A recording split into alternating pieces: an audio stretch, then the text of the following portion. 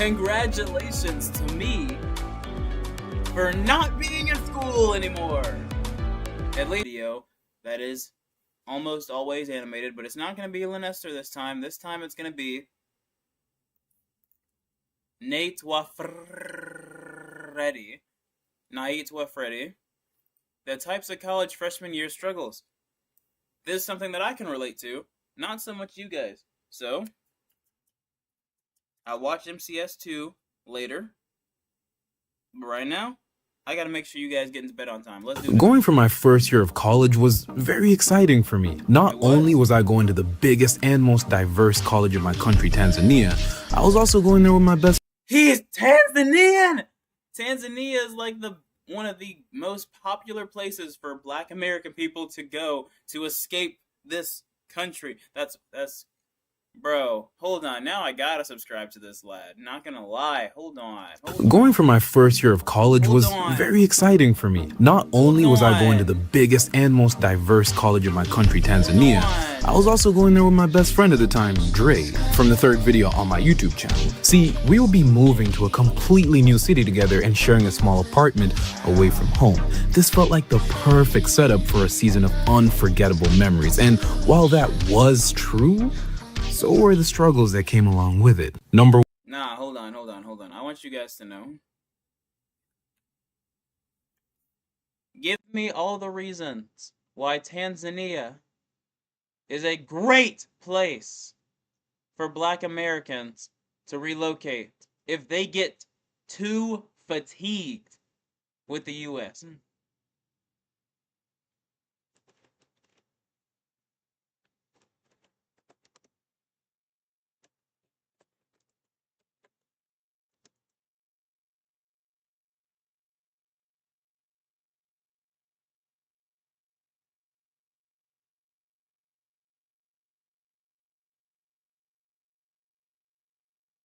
I'm telling you, man. Culturally affirming, lower day-to-day cost of living, natural beauty, climate, and food. Ooh, that Zambezi River, bro. Great language, because Swahili is, English-oriented, just like Creole. It's like a lot of Western languages, a lot of Latin languages kind of just thrown together. I mean, those dialects can be a little more difficult to learn, but hey, it is what it is. See, obviously it's a little bit more authoritarian. A lot of these post-colonization nations are, but at the same time, you get that cultural acceptance in exchange for some freedoms. The thing is, with America, given the authoritarian crisis we're going through currently, it might not even be that much of a risk. It might not be that much of a trade-off, because we will probably be experiencing the same things over here. And if that happened, the United States population is going to decline significantly. For one, we got no at first. See, coming from your typical socially suppressive African high school where interacting with the opposite gender in any way, shape, or form was damn near punishable by death, your boy was starving. And just like in the movies, I thought college was supposed to be a social paradise where women come flocking to you by the hundreds if you even have a shred of confidence and social awareness. This was not the case. For the first month or so, Dre and I spent our days going to class, playing video games, and sharing memes while the lecturer wasn't looking. And then when class was over, we'd have absolutely no one to hang out with but ourselves. We'd head back home, and shortly after, our friend Phil, who was currently doing his second year at the same uni, would always come visit. He'd always have the craziest stories to tell us, like, dude, I just had a three-way with this girl and her sister. No way, bro. Yeah, and it was... The only person I know who's ever done that was in high school. They were all seniors. I don't know why they decided to do it. Because one of them had just left. Because the dude had just left a relationship with his girlfriend, who he later went back to.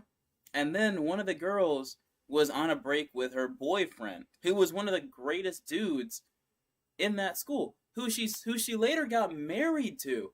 It's like, what was going on between you guys? What could have possibly been going on between you guys that would make you want to have a threesome? That's disgusting. Like what? Oh my god. Only one of the last girl, she was single. For her, that's perfectly fine. But you two, nah, man, that's you. They're never gonna see this, but that's On disgusting. her uncle's balcony, bro. The neighbors saw us, but we didn't give a fuck. What? And again, they both went back to their partners right after that, and one of them is married now to somebody that I don't know, man. I feel like he could have done better. And although Phil made our days with his absurd stories, And it's not because of that. It's you gotta know him to know. I couldn't help but feel like I was missing out.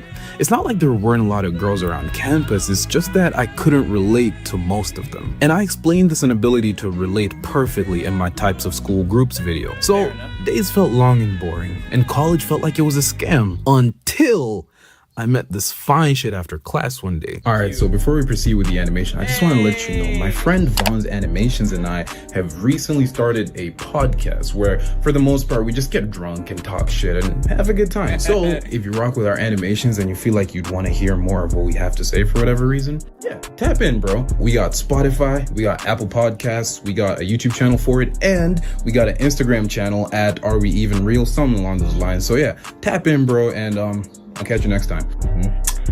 Personally, I don't need a girlfriend. I think It's not time. What do you want? Clap. You don't need, but you want one. Yeah. Me, I'm like, I have to make it, yeah. I can make it a bit later though. So it's like, I understand why you'd grind harder. But you know Also, what? my dad If you have a girlfriend, then yes, you guys will probably be doing that stuff. left me, bro. Man, these goofballs. All right, are we even real? Phil told me she was a friend of his, and so I instantly knew that we'd be able to relate. So I walked up to her and started up a conversation. One thing led to another, and next thing I know, I've been introduced to her entire friend group along with Dre. I made friends with everyone, and surprisingly, everyone thought I was pretty cool.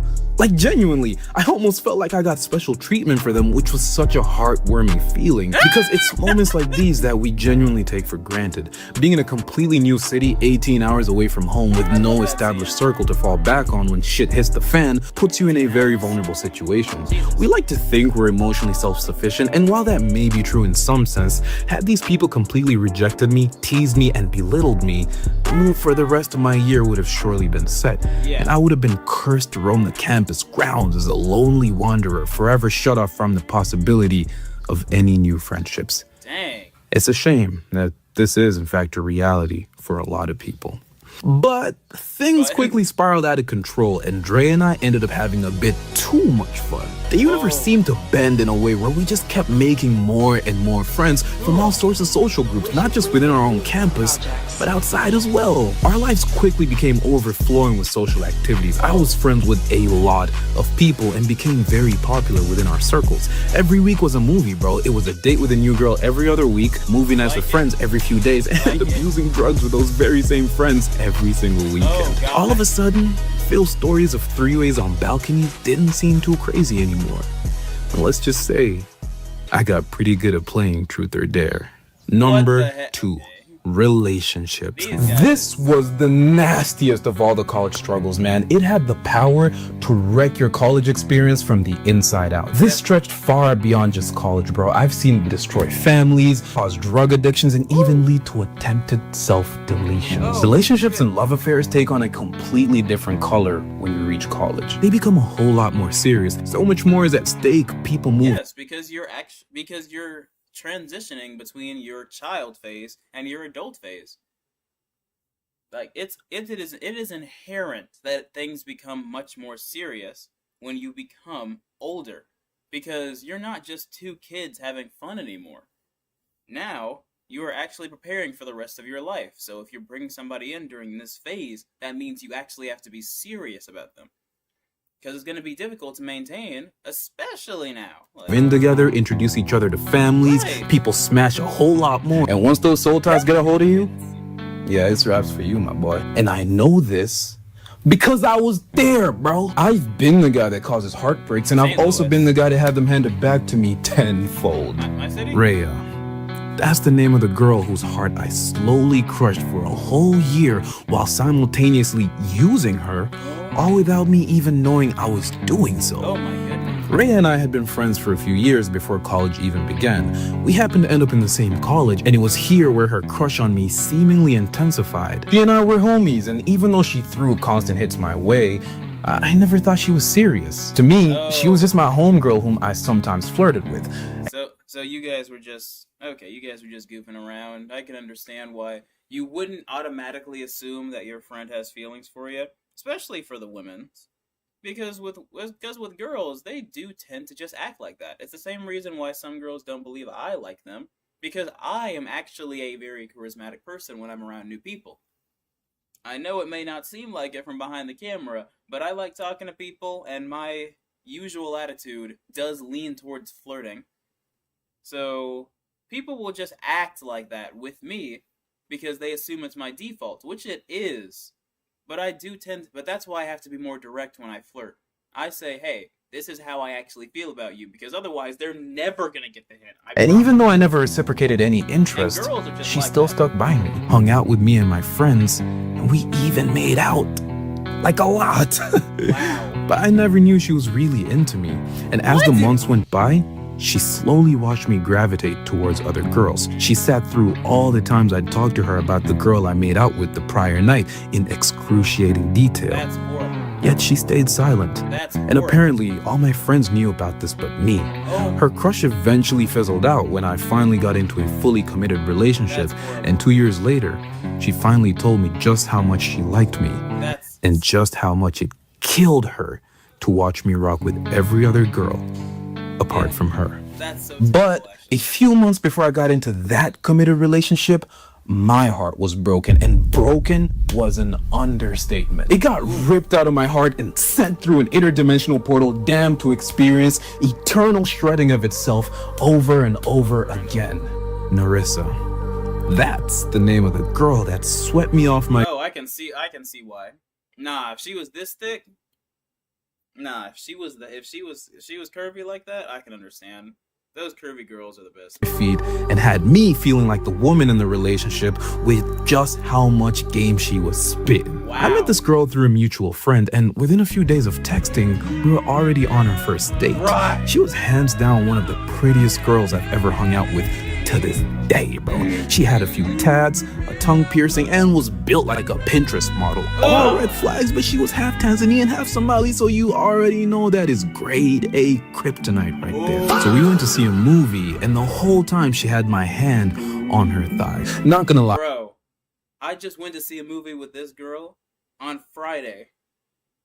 I have known her for like half the semester, but I just very recently started hanging out with her because, I said, why not? This girl is actually very, very warm towards me, and she's almost as affectionate as I am. You remember how on Thursday I said that, hey, I tried to confess to this girl, and that didn't work out? Well, on Friday, things took a turn for me with a completely different person that I did not expect. Because I thought it was just gonna be like two people hanging out, but no, it actually turned out pretty well. See, she didn't just have my hand; she was laying on me for like half the movie. That was fun. It was nice. It's nice to be warm, to be close to somebody, especially when it's cold outside. It's cuddling season, so hopefully it works out. Bro, I was nervous as hell. This girl was way out of my league, and she seemed to be really into me. Right. So the movie ends, and we walk over to her car. I lean against her car, and as we're saying our goodbyes, she grabs me by the face and kisses me. It wasn't a short one either. I was awestruck. Now, this went on for a few more dates before her eventual return back to her home country in Kenya. At this point, we were in a situationship, one that she insisted on, as at this point, I was a bit apprehensive when it came to getting into relationships. A few days after she left the country, she stopped responding to my texts. And I got worried, and when she returned, her whole demeanor had shifted. She was a lot colder, responded slower, and didn't seem to be as interested as I was. Sometimes entire days would pass without a response, and in a final attempt to get clarity as to what was going on, I called her. It must have been 1 a.m. when she picked up. Man, Narissa, what's going on, man? I've been calling and texting for the past few days, and you've been barely responding. If you knew you were just gonna leave me on, you could have told... Hey, babe. What's this nigga gonna call? No! That's how it always is, bro. When they start acting distant, that just means they found somebody else. That just means there's somebody else in their life that they want to pay more attention to. And that's exactly how it works, too. See, they'll be all buddy with you. They'll be all friendly with you. They'll be all flirty with you and kissy with you. And then the next day, because they found somebody that they just connect to better or want more or are already committed to, that's why I don't like the talking phase. Because the talking stage is a waste of freaking time. Because people can go and do crap like this. Because the talking stage is not commitment. And I can't blame them for moving on to somebody that they can actually connect to, they can actually commit to, be real boyfriend, girlfriend, because I was not filling that spot. I was just holding a place for it. I hate the talking stage. I really do. I don't do that crap anymore. I'm way too old to be in limbo. It's either we are or we are not. I'm never doing that again. Because this is what happens when you do the talking stage, okay? Who are you talking to? It's nothing. Right. Don't worry about that. Nothing You're at with all. me now. Crushed. That's what I felt. I had been thrown into the pits of despair so quickly I couldn't even process it all on the spot. And what was worse, she never hung up. I heard so much more. I couldn't move, and for about a minute, I sat there in silence before I eventually heard enough and hang up. I was thrown into a depression so cold I dissociated for a whole few days straight. Days merged into each other, and my memory of this time went blurry. I was lucky, man. Had we actually gotten into a serious relationship that lasted months or years, I would have spiraled into decisions I wouldn't have been able to take back. Now, this story isn't unique to just me. Hold on. I'm trying to think if I've ever been that hung up. I feel like I have, but I don't quite know when. It's because recently, because I've spent 2 years back in my home state, and during these 2 years, I have gone on dates with over a dozen women. And that's because, again, I'm trying to find somebody who's really for me. If it's not for me, then I'm not going to waste my time. And then some of these people just weren't interested in me either, or we weren't compatible, this, that, and the third. But now that I'm at this point, because I have so much experience, it doesn't bother me that much anymore. So I can't quite remember the last time that it really got to me. But I know that it happened. I can be absolutely sure that during that at some point I've also been very distraught because of a relationship. I'll bet you 1 out of every 5 college students goes through this at least once in their college lives. Most of them view it as an extremely traumatic experience that stains their entire perception of relationships, leading them to hold toxic worldviews and vengeful hearts, leading them to eventually do the exact same thing to their next partners. This is the root of all fuck men and fuck women campaigns. People do this not because they're evil, but because they believe that's what'll keep them safe from ever having to experience that pain again. And because their minds are weak. No, that's literally it. And it's okay to say that. You know what? Because if you admit that you have a weakness, then you can actually work towards fixing it. These people don't realize they have a weakness. It is so easy to just throw yourself into nihilism, when in reality it's okay, sorry, bad luck, just move on. And again, I've had it happen to me. Everybody's had it happen to me, but to them, but that's just life. Relationships are very risky, and you're putting yourself in an extremely vulnerable position off the jump with somebody that you really don't know that well. So if you get hurt, and I am pretty confident that it's gonna happen. When you get into the dating scene, yes, it's going to happen. You're gonna get hurt because you're putting yourself out there. You're opening yourself up emotionally, and that puts you in the position to get kicked right in the sternum. But eventually, you just gotta grow some thick skin over it. Same reason we got calluses on our fingers. You grow thick skin, then it doesn't hurt as much. Then you can focus a little bit more when you're pursuing your next one. Okay, this person wasn't for me. That's okay. On to the next. Don't even think about it. This inner child wants to love and to be loved, and everybody wants it to be done in a healthy way. And once we understand this, we can begin to help each other heal without judgment. But sometimes, the only way to understand it is by first going through it yourself.